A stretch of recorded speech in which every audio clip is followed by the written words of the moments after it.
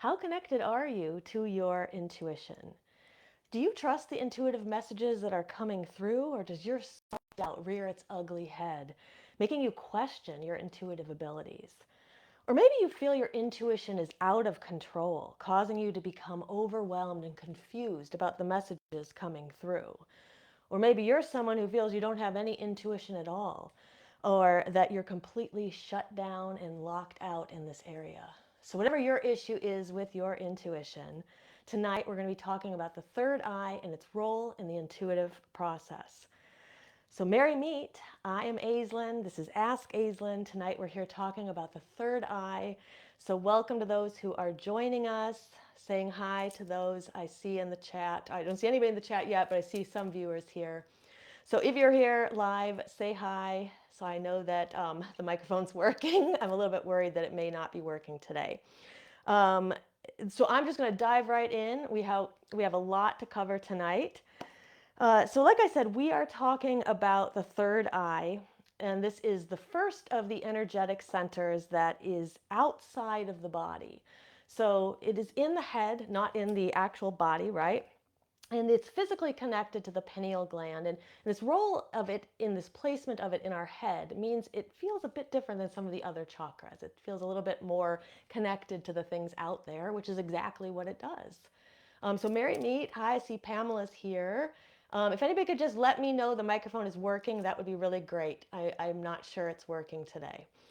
Um, so the third eye, usually the biggest challenge that most people have when it comes to the third eye is self-doubt. Self-doubt will rear its ugly head and get in the way. Fear comes into play here, and blockages of the lower chakras. So we're going to be addressing all of these tonight. At the end, I'm also going to be sharing some third eye exercises that people can use to stimulate your third eye and really open up your intuition. So hi, Melinda. Thank you for letting me know we can hear. Good. Okay, I was a little bit worried there. Okay, so let's dive in. The third eye is called ajna in Sanskrit. It has two kind of interpretations people generally say. One is to perceive, and one is to command. So this really speaks to the double function of the third eye. The third eye takes in images through perception. So it has that role in our perceptive processes. So sometimes we think the third eye is only about intuition, but it's actually about the things that we do in our daily lives to perceive what's around us. And the third eye helps us form images through creative visualization. So in that respect, the third eye has a very creative aspect to it. It's not, I wouldn't say exactly like like the throat, but it has a role in our creation as well. So here we see when we are creating images through creative visualization, we have the ability to command and create our reality. The eyes are the organ of physical perception, whereas the third eye is the organ of psychic perception. So this is where it gets that connection to our intuition. Now, as I mentioned, the first chakra that's not inside the body, right? If we cut off the head, we got the two upper ones and then those that are above us outside of our body. So the first one that's not inside the lower part of the body. And it gives it really this more mental feel to it. Feels a lot different than some of the other chakras, which is why we work with it in a lot of ways. We work with it in a different way. Physically, it is associated with the pineal gland and the pituitary glands. And someone actually asked a question about the pineal gland, and so I'm going to be answering that in the Q&A.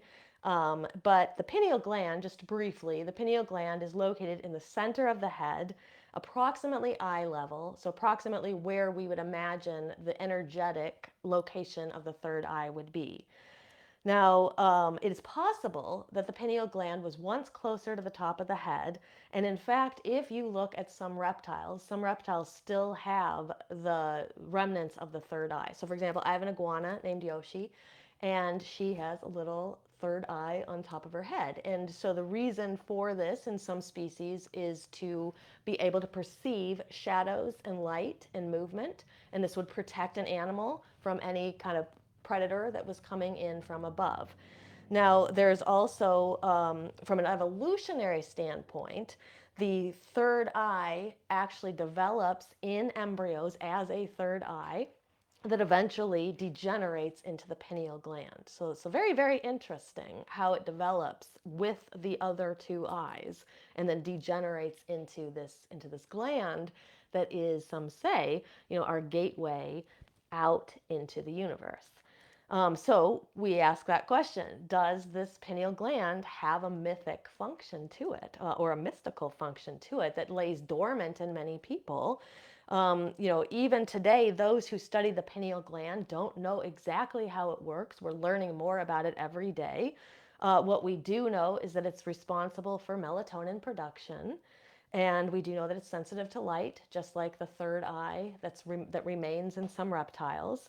And we do know that it can be stimulated. So whereas we can stimulate the energetic third eye, we also know that we can stimulate the physical pineal gland, and we're going to talk more about that later. So the biggest thing about the third eye is its ability to recognize patterns.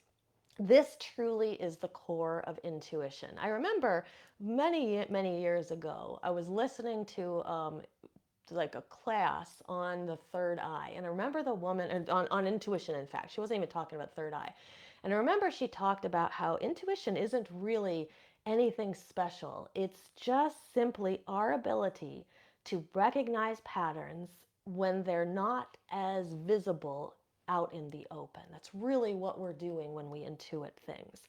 These are the aha moments when everything all of a sudden clicks and this thing that perhaps we didn't understand makes sense.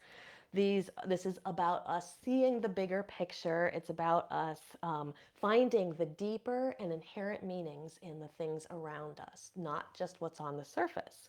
So that's really what our intuition is, which means it's not this very difficult thing that is so hard for us to chase and to find. It's all we have to do is we got to figure out how could we see those patterns better. How could we do that? And if we could do that, we would be able to increase our intuition. And so I'm going to give a lot of ideas at the end of things you can do to help with yours. But one of the biggest challenges that we have to our intuition is illusion. So every chakra has a kind of a goal that we're looking to, that we're hoping to achieve as we optimize it. But every chakra also has a challenge, and the challenge here is illusion. Now, illusion forces us to interpret signals incorrectly. So all that information that's coming in that we are not necessarily aware of, and we're unconsciously processing it and then have our intuitions, that information is coming in, but we're not interpreting it properly. Illusions generally are fear-based, which means that fear is a good indication that something may not be intuition. It may be illusion. And I've told this story before, but this was a way that I kind of really, this hit home for me is there was one night I was working very late, and there was this big, big crash on the side of the house, and the cats all got freaked out, and they were looking around like there was someone here, and in my body, I felt, oh gosh, there's someone here, someone's trying to break into the house, they're on the side of the house. But in my mind, it was just this very clear thought. It was like, it's a raccoon. But my body was reacting, right? I was in that fear-based feeling. And I tentatively walked through the house. I've heard the sounds kind of outside, and I walked to the backyard, and lo and behold, looked out the sliding glass window, a door, and there is a raccoon. So this tells us very much. It's not to say that intuition can't produce things that are fearful, but the majority of the time when you have a fearful thought, it's likely to not be your intuition. And that's something that you can actually try to put into practice if you feel that fear may be in your way. It tends to be in the way of quite a few of us. Another example, I was at the beach recently, and I oftentimes when I go to the beach to do my full moon rituals, my boyfriend goes with me. So there's someone there who's kind of like the watcher, right, and just watches to make sure there's nobody that comes around. But here I was doing this ritual all by myself, and I began to get this feeling, kind of the scared feeling that someone was going to attack me or something like that. And I really tried to think about, is that really what I'm feeling? Is that really intuition? Or am I just feeling afraid because I'm here alone and I'm usually with someone? And as I worked through all of that, I was able to realize that this wasn't my intuition. I wasn't intuiting that actually I should be aware that someone was going to come and attack me, because my thought, when I really checked in with my claircognizance, which is the strongest of my clairs, I was able to see that there wasn't anything there. It was just me being a little on edge. It wasn't really my intuition. Okay, so that actually can sometimes help people just to make that differentiation. And if you are someone who gets fearful thoughts and you worry that they may be coming true, see if you can release them. See if you can really check in with your claircognizance and ask it, is this really real? Is this intuition or is this illusion? Is this my fears? And that may help some of you. Now, as you let go of your own fears, you will notice and you will be more able to see the archetypes and the symbols around you, which is what will strengthen your intuition and your ability to tell what's intuitive and what is not. So just pausing a second to say hi to some more who are joining us. Hi, I see Melinda and Pamela, Felicia. Hi, guys. Cindy, Kurt is here. Hi, everybody. And I see Pamela's internet is not working again. So anybody can catch the replay afterwards. That sucks, though, when the internet is not working and you want to do something live like this. So anybody that's here live, though, please feel free to put questions, comments in the chat. I'll be answering all of those. I've got some questions that people have sent me as well. And if you're watching this back on YouTube, make sure to subscribe to the channel so you don't miss any future episodes. And leave a heart or a thumbs up, and we'll make sure this gets out to the feed of more people. Okay, so let's talk for the remainder part of this. We're mostly going to be talking about intuition and how through the third eye we can strengthen and work with our intuition. So intuition is probably the main component of the third eye. It's the one that most of us think of when, especially witches.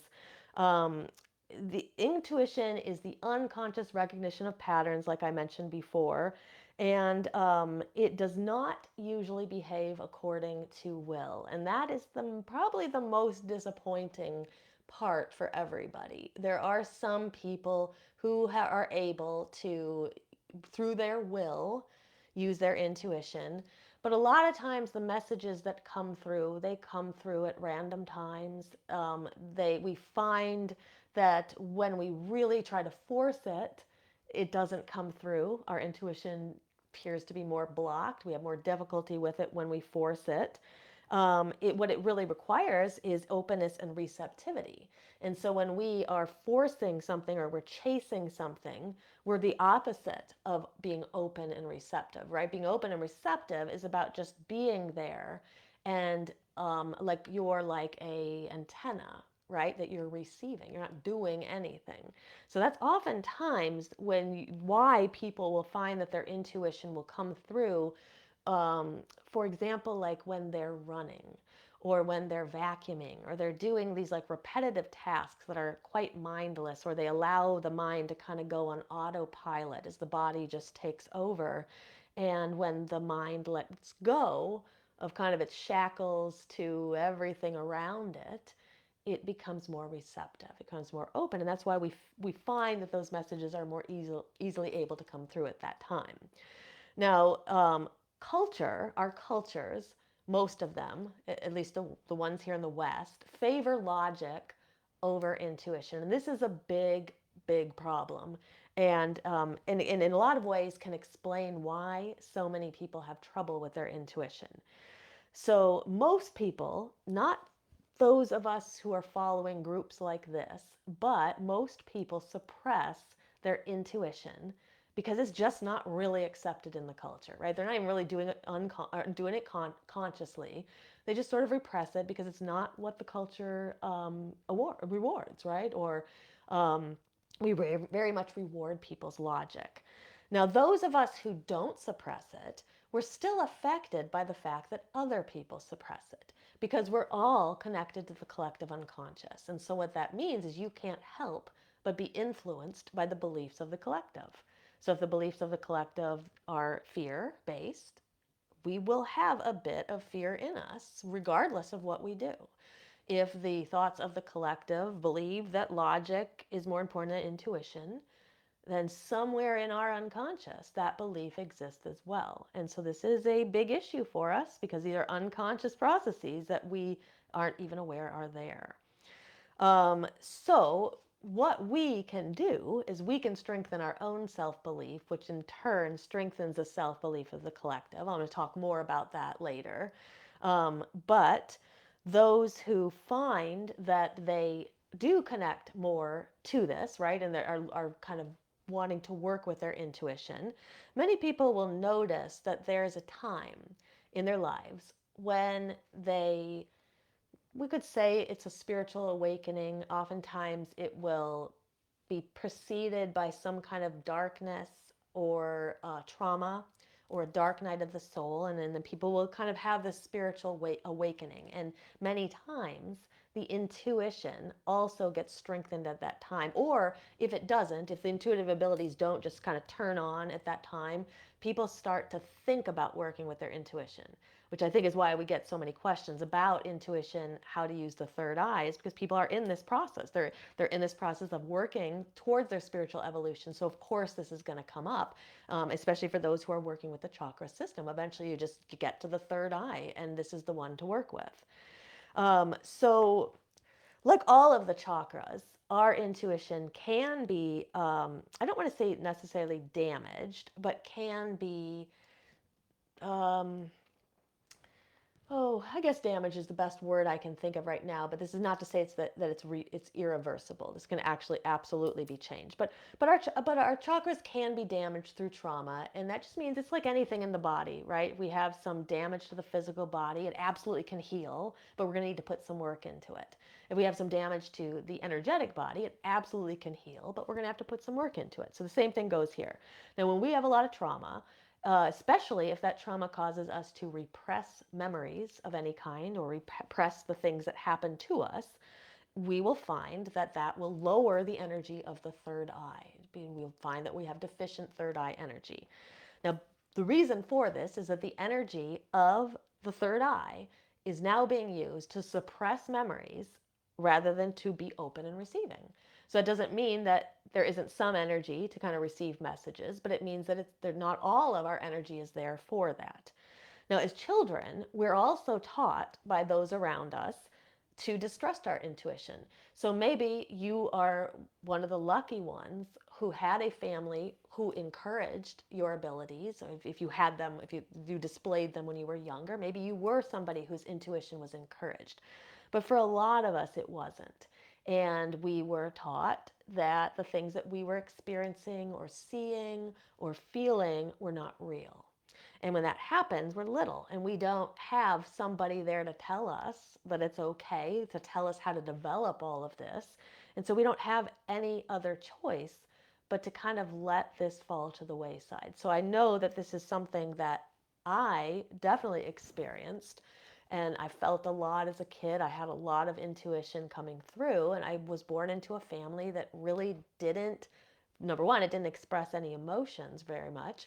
And number two, it didn't really put intuition, it very much valued logic over intuition, I should say. My family is very, very logical, very scientific.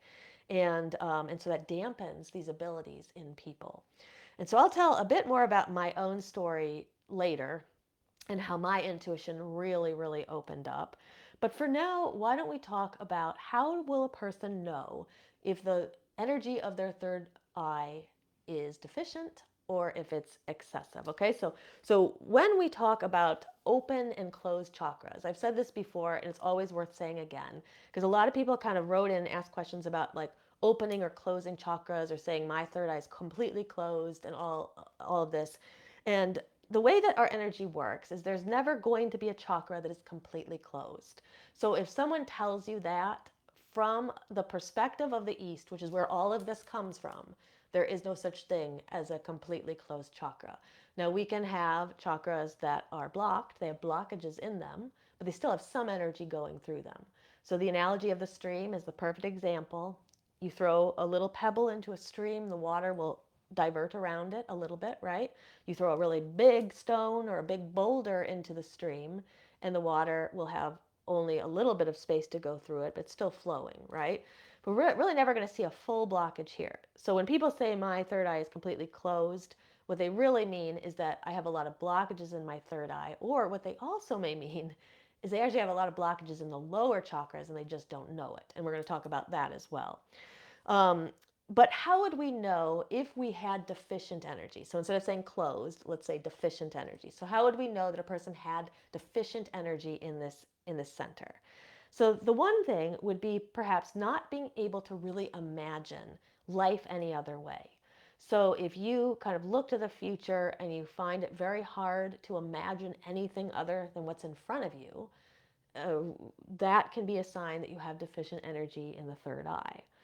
A refusal or a denial to see how things really are. So if there's something going on around you and you're in denial about it, that also is going to impact the third eye and it's going to cause deficient energy. So you can see here how some of this isn't really what we think. So when we think about opening up our intuition, we may not think about looking around us and seeing what we might be in denial about. Okay, so this is always can bring us different perspectives of how we can work with this energy center. So another way that we might know that there was deficient energy in the third eye is when someone is head blind, meaning that they fail to notice the things that what goes on around them, or the things that are around them, or especially very, very important things that are happening around them. People who have poor memory, like if you have poor memory, that's a sign of probably wanting to work with the energy of the third eye because it's a bit deficient. Difficulty seeing the future. If you can't envision the future, that's another sign of a deficient third eye. Lack of imagination. Difficulty visualizing. Difficulty visualizing is more common in society than we think. I have a theory about it. I think that we became once we became so visual on TVs and screens, we stopped reading as much. We stopped having to use our imagination as much because it was done for us. And so there's not to say there's anything we can do about this. I'm not saying turn off the TV or anything, but if you are someone who has trouble visualizing, you might want to work on it, because there are ways that you can strengthen your process of visualization, and that will strengthen your third eye, and therefore can strengthen your intuition as well. People who have poor dream recall usually have deficient energy in the third eye, unless they're medicated. So if you're taking a lot of medication for sleep, that can just really affect the brainwave patterns, which can affect how much you can remember about your dreams. But if you're not taking a bunch of medication or a medication for sleep and you're still having poor dream recall, it probably is an indication that we have some deficient energy in the third eye. Monopolarization. So this is like one way of thinking. So anybody who gets kind of fixated in just one thought or one way of thinking, that would be a sign of deficient energy. And what you may notice, I'm about to talk about the excessive side, but what you may notice is that these things come and go. And so sometimes you'll feel like your energy is more open here, but when you notice yourself falling into those patterns, that would be how you would know that your energy was moving more in that deficient side. And then that would be the indication that it's time to maybe do some extra work, maybe do some of the exercises I'm going to show at the end. Okay, so let's talk about the excessive side. Now, it's very common with the chakras to resonate with things on both of these lists, because what happens is that when we're in balance, the body actually naturally recognizes it. It knows far more than you know, at least consciously. Your unconscious knows when you're out of alignment.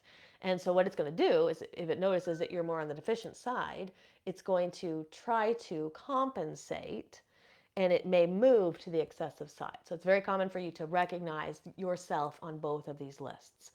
Now here's what it would look like if we were more on the excessive side of the third eye. Lost in the upper chakras. So this is where we really have lost our grounding. We've lost our connection to the body. Some people will say it kind of feels like my head is cut off and I'm just living here and I'm really detached from the body. So that immediately is going to be a sign that we probably have excessive energy in the third eye and probably the crown, And it usually means that we have deficient energy in the lower chakras. And this is all a system. So we can't really isolate any of these, which is why at the end, I'm going to talk about how this all connects to the lower three and what you can do to help that and to work with to work with the entire system. Other ways to know that we have excessive energy: no groundedness, feeling that I'm just really not grounded at all. The inability to discern truth from fantasy. So we can't tell what's real and what's not real, what's true and what's not true. We're probably in more excessive energy. Kind of runaway psychic energy, that it feels like it's sort of running away from you. You can't tell the difference between illusion and intuition. So like that moment when that I told you about the raccoon outside, that was probably, maybe we would say it was excessive in that very moment.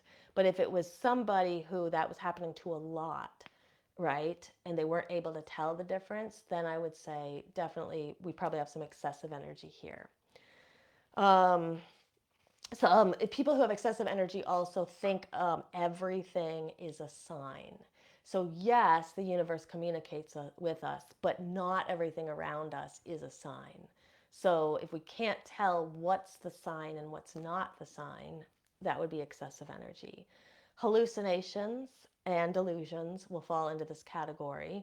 Obsessions and obsessive thinking. So if you're obsessively thinking about a person or something, then we're in excessive third eye energy. And nightmares. And so if we have nightmares, that tends to be excessive third eye energy that's fear based. Okay. And so then there's things that we can do to correct that as well. All of the exercises I'm going to talk about will work for both sides of this, because what they're designed to do is bring you back into center. So it doesn't really matter which side of this we're on. We're just going to be balancing and optimizing the third eye, which will bring us back into alignment. And once we're in alignment, then we wouldn't have excessive or restrictive energy. We'd just be neutral, right? We'd be right in alignment, balanced. And then another thing would be difficulty concentrating. So if you're finding that you have a lot of difficulty concentrating, probably an excessive third eye. I am aware that with ADHD, obviously difficulty concentrating can be a symptom of that. Um, so sometimes I feel that people with ADHD, I work pretty much my entire client base in my tutoring and ed therapy practice is they have ADHD. And I do feel that working with the third eye can help, because as we bring it into alignment, it can help with some of the concentration issues. But that's not to say that the other treatments for ADHD shouldn't also be followed, because as you know, for those who followed me for a while know, I'm a big proponent of work with the physical and work with the energetic at the same time, and you're actually going to have more success in getting where you want to be. Okay, so just see if there's any questions or anything in the chat yet. Hi, everybody. I see a few more have joined. Hi, Colleen. Merry meet, everybody. So traumas and abuses that can lead to third eye issues. So I talked about this in the beginning about as children, see what we see and what other people say happened. When those two things don't match, that can be a trauma that can lead to issues of the third eye. Invalidation of our psychic experiences. Now that can happen when we're kids.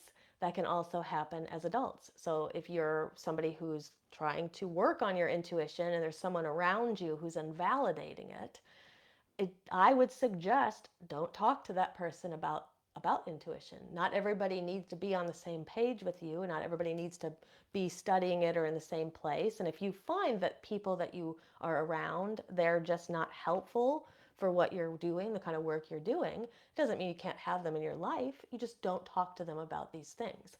Find friends that will talk to you about this. Not all my friends are people I would share anything about this with.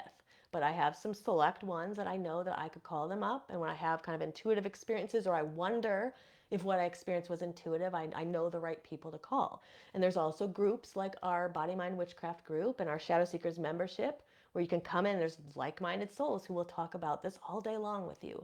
But just try to distance yourself, at least talking about these things with people who invalidate your experiences. And that will help you a lot in everything. Another trauma and abuse that can lead to third eye issues is ugly and frightening environments. So, whether we're children or adults, just living in fear, living in places where the energy is very negative, living in places where there's a lot of crime, there's a lot of trauma going on daily. That can be an issue with our third eye as well. So especially people who grew up in like war zones or places where there's a lot of violence. So they may grow up and have a restrictive third eye because they blocked a lot of that out. And it doesn't mean that they can't accelerate their intuition though through doing practices and working with it. So other physical manifestations. So if you have some of these symptoms, this would be another kind of way to know that maybe you would want to work on your third eye. So I love listening to the body as a barometer. It tells you so much. It will tell you exactly what energetic center to work on, right? So if we've got hip issues, we're in the sacral chakra. We got stomach issues, we're working with the solar plexus. We're, clearing our throat all the time. We've got sore throats. We're getting respiratory things. We're probably in the heart and the throat. Now, if we have headaches, then this is generally going to show that we're having some kind of issues in the throat and also in the third eye. Vision problems, especially when vision changes quickly over time. Like I said, if you always had poor vision, and that's one thing. But if you always had very good vision, and then all of a sudden it starts to change, it can be it can be an indication that you should look at your third eye. As we age, most people's vision changes. It gets worse, and that doesn't mean that our third eye is compromised, but what you may find as your vision changes as you get older, if you try candle gazing or some of these other practices I'm going to show you, you actually may find that helps with that as well. People have difficulty concentrating. That's going to be a sign probably that the third eye is it's a physical manifestation of a third eye issue. Anybody who has pituitary or pineal gland problems, eye strain, blurred vision, that's a big one. So if, like for me, I work on the computer, both of my businesses are all computer based for the most part. And so sometimes I'm on it too long. And when the vision starts to blur and the eyes are really strained, definitely that's impacting the third eye. And then, of course, difficulty sleeping, often connected to the pineal gland. That can be a sign also of a third eye issue, or at least a sign that the third eye could be worked on. Okay, so let's talk a little bit about things that we can do if we feel that we want to work with our third eye. Okay, so whether you resonated with some of what I talked about and you feel that let's say you feel that you definitely have restrictive or excessive energy, you want to bring it back into alignment, or maybe you're just somebody who wants to strengthen your intuition, you're going to benefit from some of these practices I'm going to tell you now. So, as witches, we can work with any of our chakras through correspondences. So that's always one of the first things I think about is how could I bring in some correspondences into my life that will be connected to the chakra that I want to work with. So we can work with planets and planetary energy. So the planets that are connected to the third eye are Jupiter and Neptune. So we can draw in those planetary energies. We can actually call in those deities if we want instead. The metal that's connected to the third eye is silver. So we can work with the energy of silver. So bringing in more silver into your space, putting it on the altar, things like that, working with silver tools.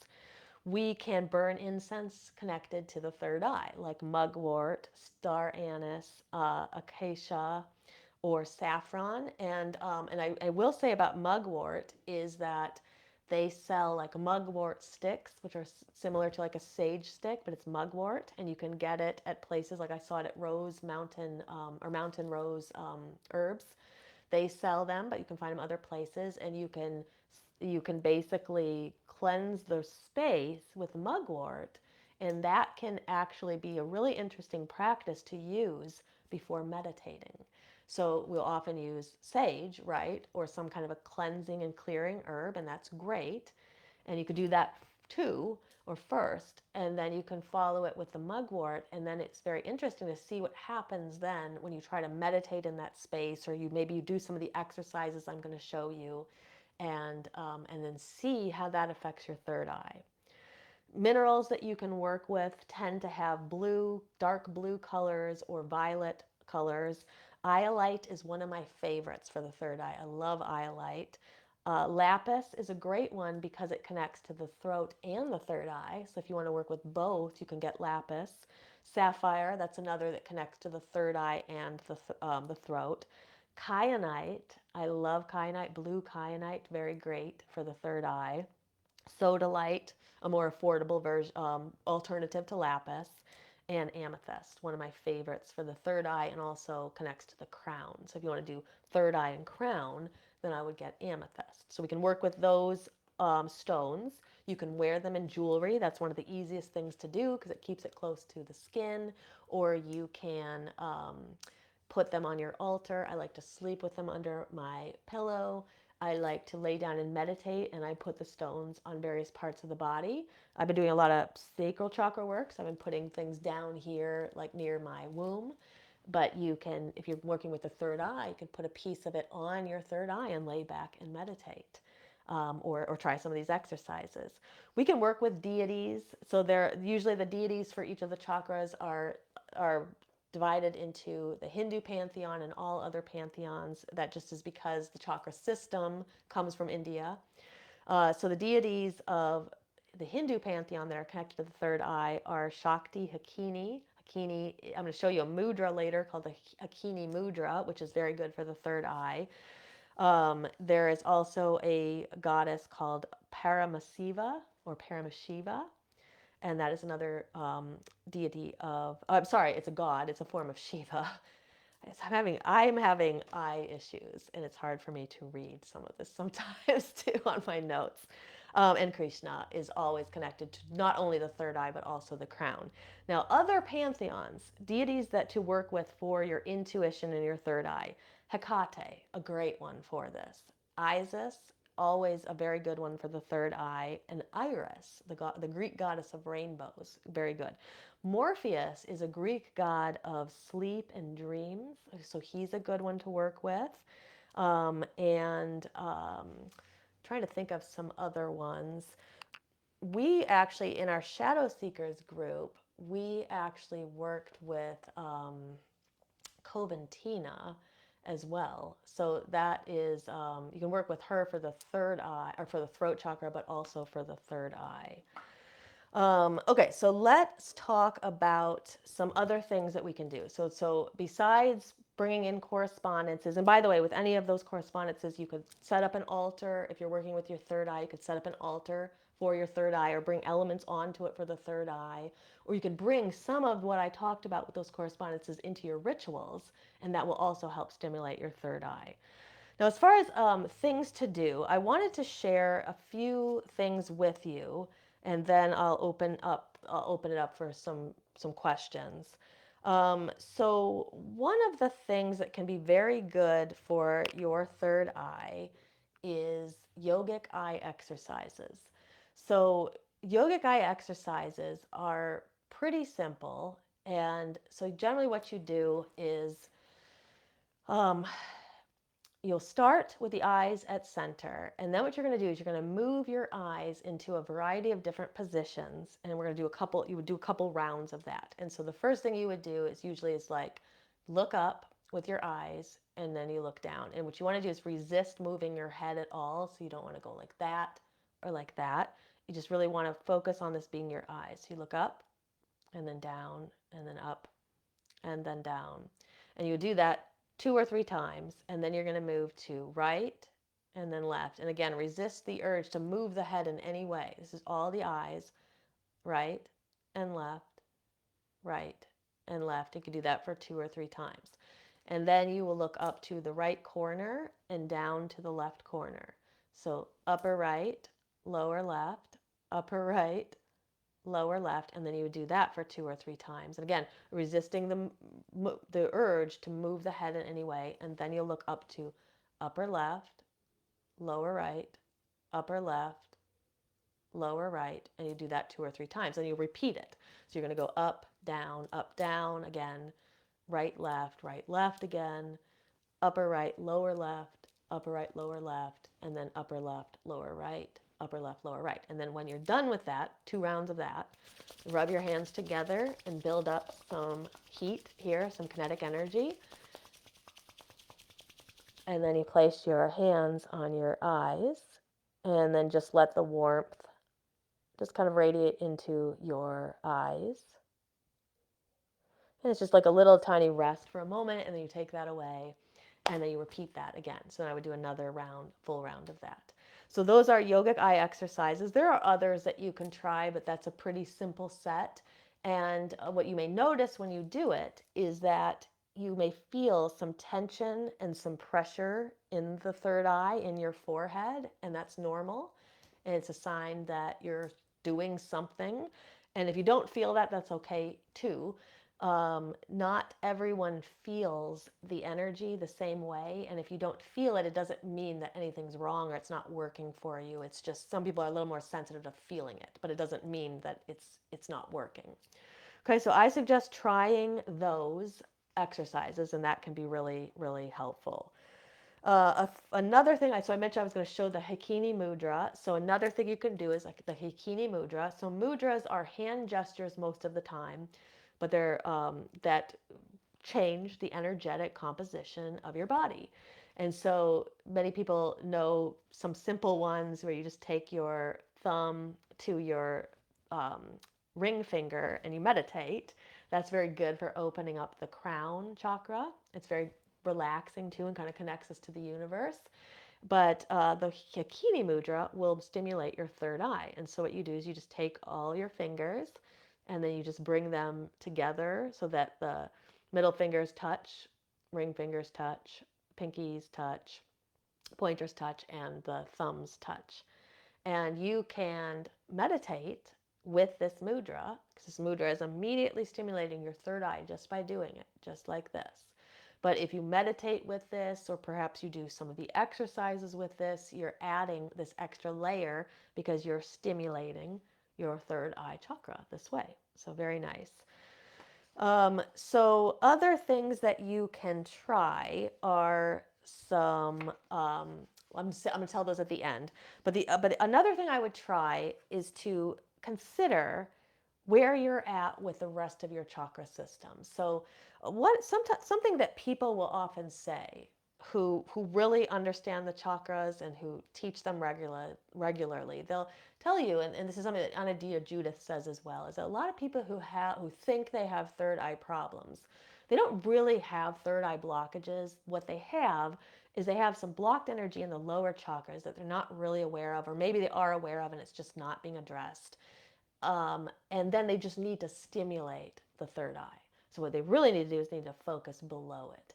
And so I wanted to give you just a little bit of what that would look like and how you'd know if you were someone who could use connecting those lower chakras and stimulating them as well as the third eye. So the root chakra is a chakra that tends to be imbalanced in the majority of people just because of the society we live in. And many people find that the core issue of their intuition lies in the root. And there's this great connection between the root and the third eye. We have 3 main energetic channels in the body. The sushumna runs up through the center of the body. It's where all of our chakras are.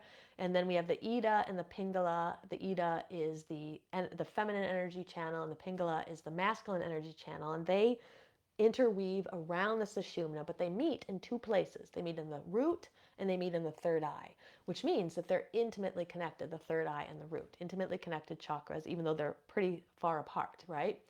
So if you notice that you are someone who doesn't really feel grounded, has a lot of anxiety, has a lot of worry, has a lot of questions about, am I doing it right? Am I not doing it right? Kind of feels up in the head, not really down on the earth, disconnected from the body, I would recommend working with the root chakra in addition to your third eye in order to work with your intuition. Because if you can really optimize the energy of the root, you're going to find that many of the issues of the what we perceive as issues of the intuition just naturally go away. And then you would do some of these exercises to stimulate the third eye.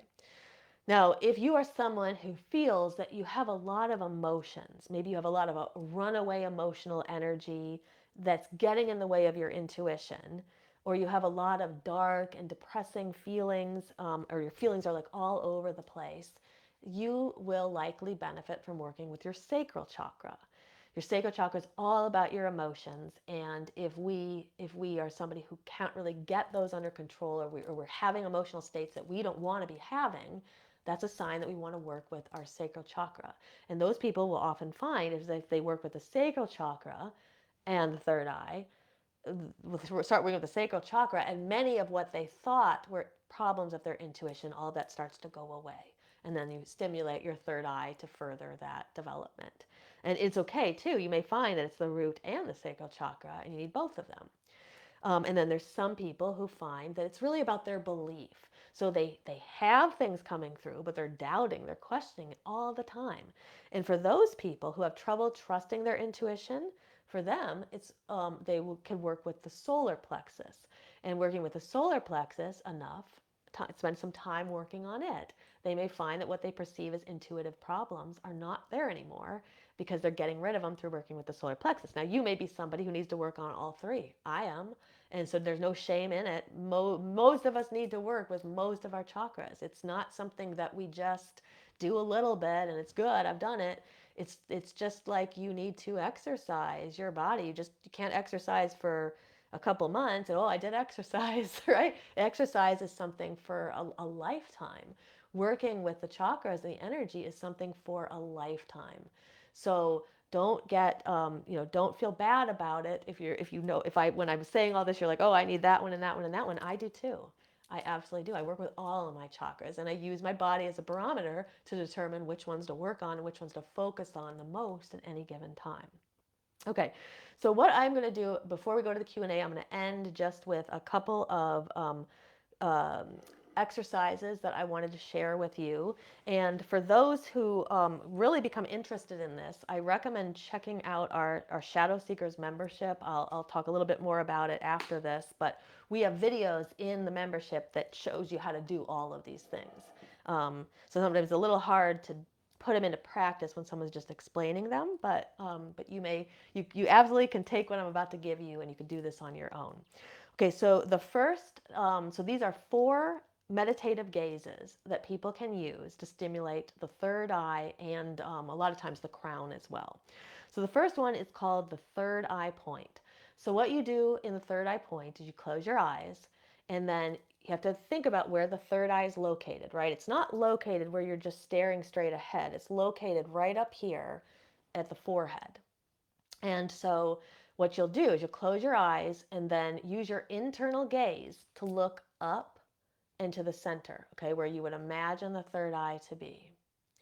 And what you try to do is you try to hold that gaze for a minute or so, and you're going to realize it's not as easy as it sounds. So you practice that for a minute, you get good at it, practice it for 2 minutes. And what I find is when I do it, you fall out. You'll be really good. You're like doing it for 10 seconds or so, and then all of a sudden you realize, like, I've lost the gaze. My eyes have lowered maybe inside my head, right? And so then you just bring them back up into the center, and that is what's called the third eye point. Okay, so that one is very good for stimulating the third eye and the pituitary gland. Now, a second point is called the tip of the nose. So it's the same idea here. So you will close your eyes, and instead of looking up and center, you're going to look down and center as though you're trying to gaze at something on the tip of your nose, but your eyes are closed. Okay, so again, a little harder than it seems. Try to do it for a minute. You'll probably find that you sort of fall out of it, and then you just kind of bring your attention back to the focus. So we call it a meditative focus exercise for a reason, because you're trying to maintain your focus over this period of time. Now this one is great. The tip of the nose point is great because it stimulates the sushumna, the ida, and the pingala. So it balances all three of the main energy channels of the body. And it also stimulates your pineal gland and your frontal lobe. And then there is the top of the head point. So in the top of the head point, your eyes again are closed. They roll upwards in the head, and it's as though you're trying to look out the top of your head. So this one's probably the most challenging of all of them to maintain the focus. So you close your eyes, and then you just try to look up, like you're trying to look up through the top of your head. And you're going to try to maintain that for about a minute. And what you'll find is 5 to 10 seconds pass, you're doing a good job, and then you're going to notice that you fall out of it. And then you just bring your attention back to it, back to the focus, and then you continue. You try that for about a minute. And that is very good for stimulating the pineal gland and the crown. And then the final one is called 1/10 open, and then some people call it 9/10 closed. And it's just this one's a little bit different than the others because the eyes are only partially closed, like it says 9/10 of the way. So it's almost like you were trying to make it look like your eyes were closed, but they're still open, like you're still trying to see a little bit. And so you just do that and you try to maintain that gaze for about a minute again. And that is very good meditative gaze exercise for calming your mind and helping you develop your intuition. So what I would recommend is do those 4 points and the yogic eye exercises. And if you did all of that, and then maybe some candle gazing as well. So you just get a candle and you'll gaze at the candle. I like to dim the lights, but try some candle gazing as well, and you do all of that, then you will likely find that your intuition will improve. And then if you're someone who needs to work with the lower chakras, which most of us are, add in that work, and you'll be shocked at how much your intuition expands, how you don't question it any longer, and things like that. Okay, so if you are really interested in this, though, like I said, we have practice videos for all of that inside the Shadow Seekers membership. There's a practice video that basically takes you through. I guide you through the exercises. You just do them with me, and then we also have a much longer workshop on the third eye that takes everything that I talked about tonight and just expands it much greater. So our Shadow Work membership, Shadow Seekers, and our Shadow Work and Energy Work membership, Shadow Seekers, will be opening up at the end of February. So if you're interested and you're not on our wait list, definitely let me know. I'll put you on the wait list, and then when the time's ready for us to open, you'll have first dibs on a spot, and you'll just get to learn about it and decide if it's right for you. Okay, so I am going to open it up for the Q&A now. So if you're here live, you can ask anything you want. Doesn't have to be about intuition or the third eye. I'm going to go ahead and start with a couple questions people sent me. But if you're live, put them in the chat as well. Okay, so this first question is from Felicia, and she said, is it normal to feel like your third eye is activated when you're thinking of someone? So I said yes, it's normal, and it's also just because you don't feel it doesn't mean there's anything wrong with you, but it is definitely normal to feel the third eye is stimulated when you're thinking of someone. Some people are just more sensitive to the energy of the chakra system than others. So for example, I'm clairsentient, and so I have always been able to actually feel the energy in my sacral chakra and my solar plexus especially.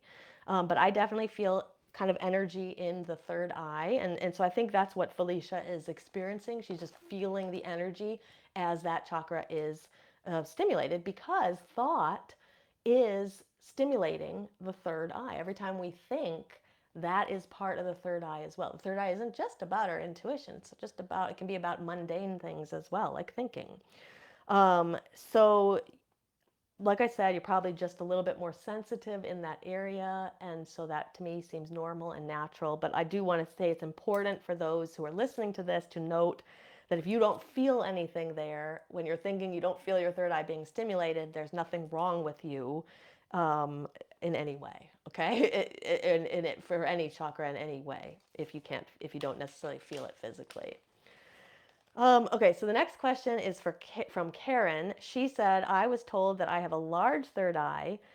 She said the woman who told me didn't elaborate, but I took it to mean that I had strong intuition, and I agree with her. So then she said, now I'm curious what other abilities are associated with the third eye, and how would you recommend developing them? Okay, so I said, I agree. I would definitely feel that your third eye, by her saying it's large, I think she's saying that it's strong. Because um, in my experience, the third eye, the energetic centers, they don't take up space, right? So they're energy. So I think what she's perceiving is just a strength in the energy, a strength in that area. And the thing about the third eye is, of all the clair senses, it's most connected to clairvoyance. So that is something that if you're told that you have a strong third eye, you might want to experiment with clairvoyance. I think that candle gazing is a very good way to stimulate it. And creative visualization is also a very good way to stimulate it. And there's this really cool exercise that we did in Shadow Seekers a while back. And I think that it was so long ago that the recording's not even there anymore. But we're probably going to do it again. But I'm just going to say what the exercise is now, and then people can try it because it's kind of fun. And so what you do is you take a picture that has a border around it. And it should be some kind of a picture that there's like should have like scenery in it. And I like to use a tarot card because they naturally have the border around them, and pick one that's really kind of interesting to you. And then what you do is um, you basically stare at the picture and you try to memorize all the details of it, and then you close your eyes and then you try to remember the details of the picture. And then you open your eyes up again and then you stare at it again. And then you close your eyes and you try to remember all of it. And then eventually you try to step through the frame. So you kind of imagine like it's a doorway or a portal that you're walking through. And you try to step into the card or into the picture. And then you let your creative visualization take over. And it can be hard for people who have trouble visualizing, but it can be a great exercise if you kind of push through that part to really stimulate the third eye. And I think that can also help stimulate clairvoyance as well.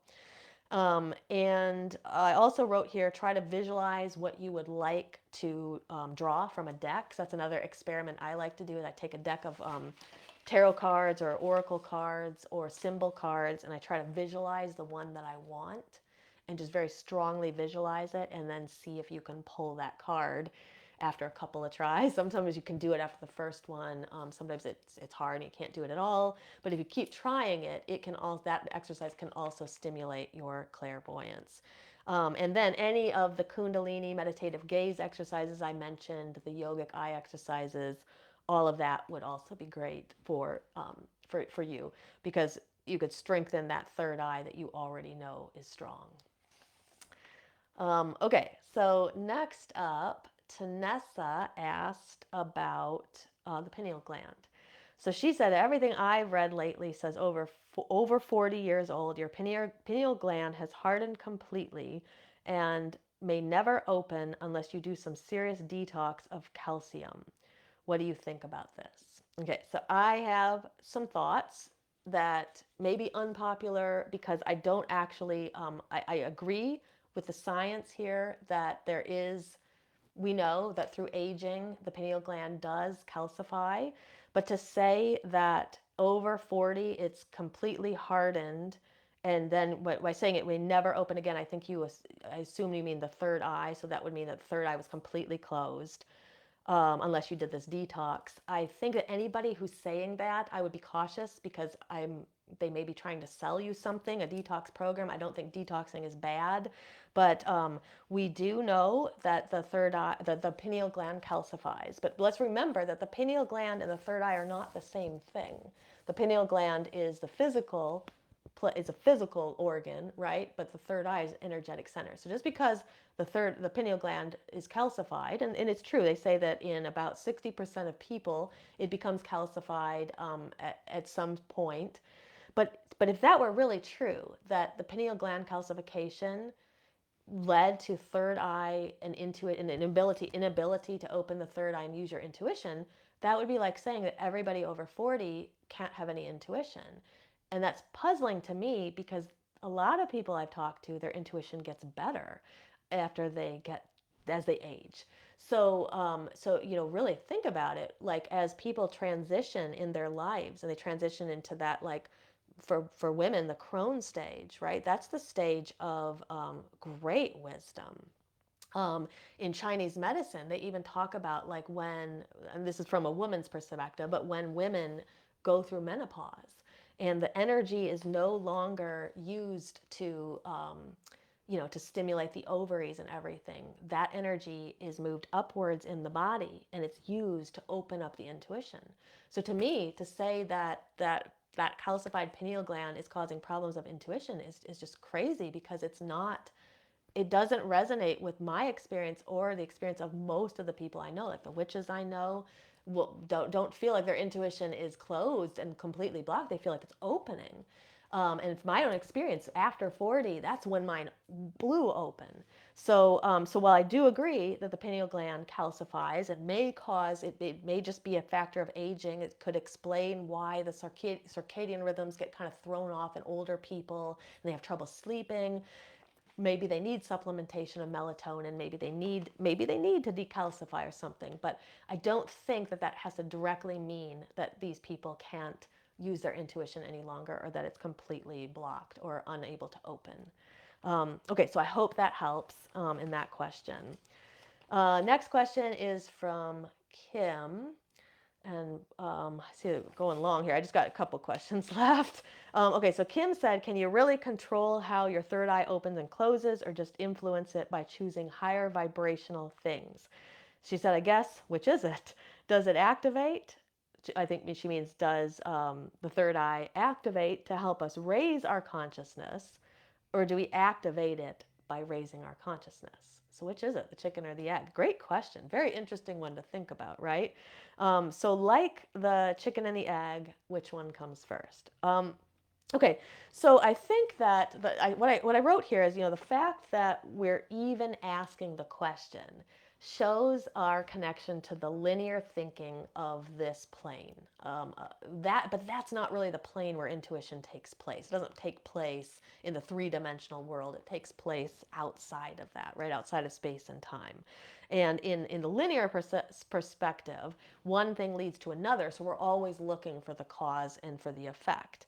But probably the relationship between intuition and raising consciousness is probably much more complicated than that, because intuition doesn't really play by the rules of linear time, right, or linear thinking.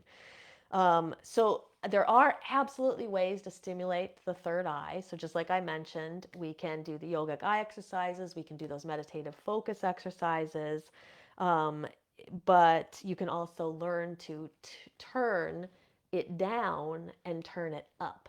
So rather than thinking about it being open and closed, I like to think about turn your intuition up or turn your intuition down. So there's a while back, somebody was asking a question about too many messages. So they were somebody who was clairaudient, and they were hearing messages from people and animals around them, and it was too much. And sometimes what happens is when spirits or other energies, right, sense that you're clairaudient or your intuition's strong, they just like, oh, there's somebody who can hear. And they were all clamoring for her attention. And what I told her is, I said, when you get in that place and you can't even hear from the cacophony of all the voices, just imagine like it's a radio dial and you're just turning it down. We don't want to close it. We're just going to turn it down. And likewise, when we feel that our intuition is not where we want it to be, you can imagine turning it up. And sometimes it can be that simple. It seems like too simple to even work, but it's worked for people. It especially works for people to tune it down, turn it down a little bit, and that's all you need, just so you can hear, so you can think more clearly. But I do really like the question about, which is it? And I do think that as we raise our vibrations, our intention increases, I should say our intuition increases. And as our intuition increases, our vibration increases. So it just keeps going and going and going. So who knows which one comes first? It's probably not fair to say either does, but it is this space you get into. As you raise your consciousness, so does your intuition raise. And then it raises further because you have raised intuition. You're now drawing in higher vibrational things. So I hope that helps. Okay, and then Cindy asked, she said, there are times when I'm working on a patient or in a public place and I'll meet someone and I see them like eye contact, and a chill or an uneasy feeling comes over me. She said, is this intuition? And then she said, anything I can do in these moments to protect myself without being obvious. Okay, so it's hard to say exactly what you're picking up on. I suspect what you're picking up on is just simply negative energy attached to the people, or maybe even experiences that they've had, negative experiences they've had that you're picking up. So it could just be that you're clairsentient, right? And you're just picking up that energy. And it may not necessarily be any harmful to you in any way. So it's not like these are bad people that are like, gonna put bad energy onto you or anything. It's probably just that you're picking up negative energy. But if you think that it's affecting you, so if you're feeling it's affecting you really negatively, there's a few things that you can try. So one of the things you can do is just imagine pushing your aura out. So this is something you can totally do when you're standing there working with a patient, is just push your aura out. So sometimes we have this inclination to pull it in to protect us. You just push it out a little bit further. Just imagine it expanding out, almost like a force field. And then you just make this, you just set this intention that nothing's coming through this unless I allow it through. And you just set that intention. And sometimes it sounds so simple, but intention is so strong. We make that intention and we really believe in it. And if we can't believe in it, work on your solar plexus and you'll start to believe in your abilities to do more things. But that sometimes can be enough. And then I would also recommend is that you would do aura cleansing afterwards. And so you would just kind of, similar idea, you imagine your aura and imagine any dark spots in your aura and or any tears or anything where you feel like your energy is sort of compromised there, and then just imagine patching those up or brushing them, like just like we were washing our body of any like dirt that was on it. We would wash our aura clean of anything we picked up from other people, and you could do that after the experience with the people, and just cleanse yourself in between, or at least cleanse yourself when you come home. And then I would also recommend cutting off energetic ties. And this is what I recommend for anyone who is an empath, who works with people. You're going to pick up everybody's stuff. So afterwards, whether it's like immediately afterwards or later that night when you come home, just close your eyes and just imagine any cords that are attached to you. And you're just going to I take a selenite athame in my mind, and you just cut them all, and then you just send the energy kind of back to where it came from. It's no harm. We're not doing anything. It's just, we're just detaching ourselves from other people's energy. And when you're in the healing profession, and you're especially sensitive, it's important for us to do that, or we are going to be carrying everybody's stuff with us. And then I have a question here from Randy. She says, does nurturing the third eye or intuition affect the ability to connect better with others on a collective consciousness level? And so I believe so. I think most importantly, what nurturing your third eye and your intuition does, just like nurturing any of your chakras, it energetically helps the collective. Anytime that we heal, we're healing the collective just minutely, right? But if more of us heal, the collective heals in more ways. So, like in the beginning, I said the collective is very checked out about intuition. It thinks logic's more important. So, if we start to strengthen our intuition and our third eye, we're one more person who doesn't believe that anymore, right? Who doesn't subscribe to that way of thinking. Um, and I also believe, though, that when you work on your own chakras in general, but your third eye especially, you do have better ability to connect to other people when you've optimized that chakra. So yeah, I do think that working with your intuition will help you connect more to the collective, but not only that, will help you heal the collective as well. All right, anything in the chat? So I'm going to go check in the chat here. So I see that Colleen, she was saying she was very drawn to silver jewelry the last few months. Yeah, silver jewelry, very connected to the moon and to your third eye. She said, would visualizing a safe place during meditation be a good way to open up the third eye? That would be an excellent way to open up the third eye, especially if you have any fears about what's going to happen when you open it up. So if you visualize yourself in a safe place first, a lot of people like to do, like I lead our, in Demystifying Witchcraft, the course that I made, I lead people through an inner temple meditation where you go in and you create a temple that's like your space, your safe space, and you can do all your work in there. But yeah, any time you can visualize a safe space, I absolutely think it could help with your third eye, especially for people who are a little bit trepidatious about what's going to happen. So I don't really see any other comments here, but if anybody's got any comments or questions, I will answer those. And but while I'm waiting, let me just let you know what's coming up. So next week on 131, we're just a day before Imbolc. We're actually going to have an episode on Imbolc.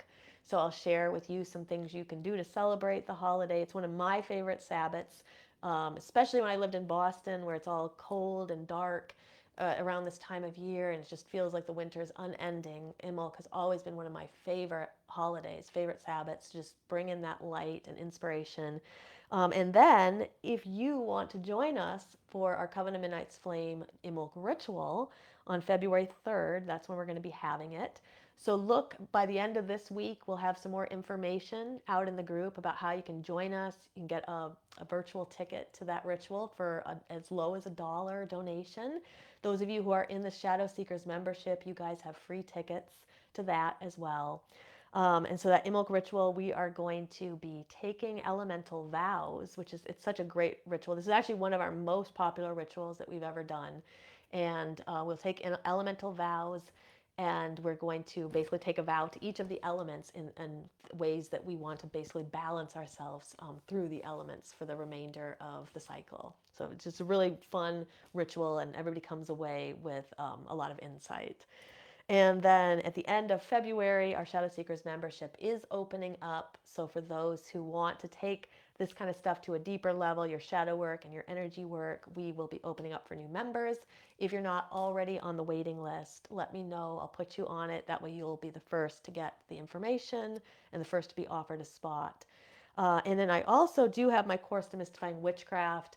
It is going to be coming out within the next month or so.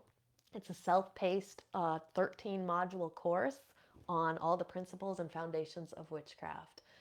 So look for more information on that, and that will be coming out as well. Okay, I don't see any more comments here, so I'm going to sign off for tonight. But if you have something you want to ask, put it in the chat. I go back later, and I'll answer people's questions. And until next time, blessed be.